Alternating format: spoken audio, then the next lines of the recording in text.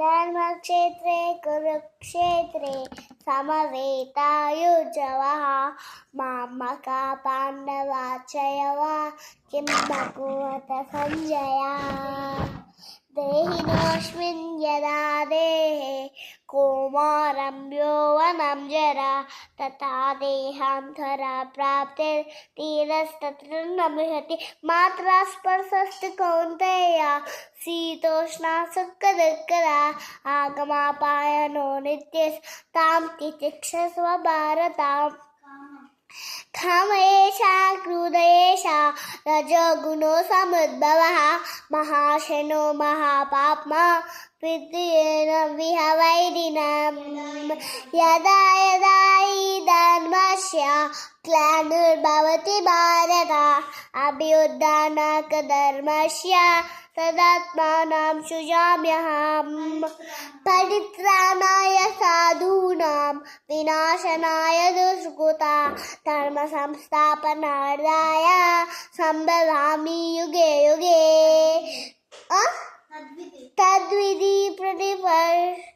प्रश्नेन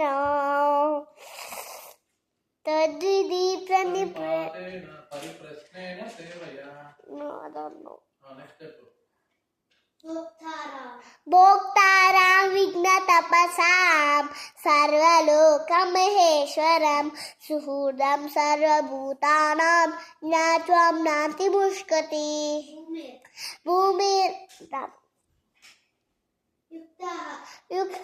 युक्ताहारविहारस्य युक्तचेष्टस्य कर्मसु युक्तस्वप्नावबोधस्य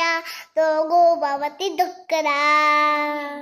यं यं वापि स्मरं भावं त्यजति अन्ते कलेवरं तं तं एवैति कौन्तेय सदा तद्भावभावितः मया दक्षेण प्रकृति सूयते चराचरं नेतुनानेन कौन्तेय जगत्ति परिवर्धते अवजानान्ति मामूढा मां तनुमाश्रितं परं भावं अजानन्तो मम भूता महेश्वरम् पत्रं पुष्पं फलं तोयं यो मे भक्त्या प्रयच्छति तदहं वक्तुं बहुधा मष्टानि प्रार्थनः मद्भक्तो मद्याजी मां नमस्कुरु आमे युक्तस्य मामेव शृण्वि युक्तैवं तत्कुरुष्व आत्मानं मत्परायणा अहं सर्वस्य प्रभवो मत्ता सर्वं प्रवर्तते इति मत्वा भजन्ते वा पूर्णभावा समन्वितः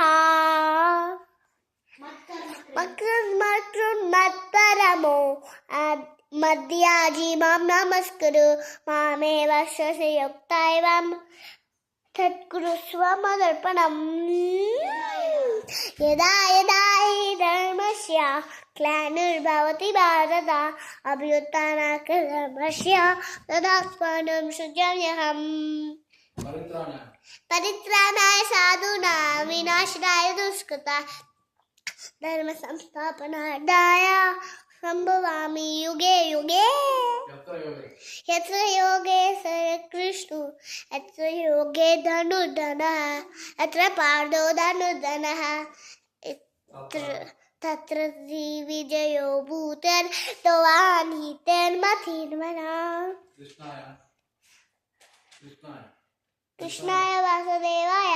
देवकी नंदनाय च नंदगोपकुमाराय गोविन्दाय नमो नमः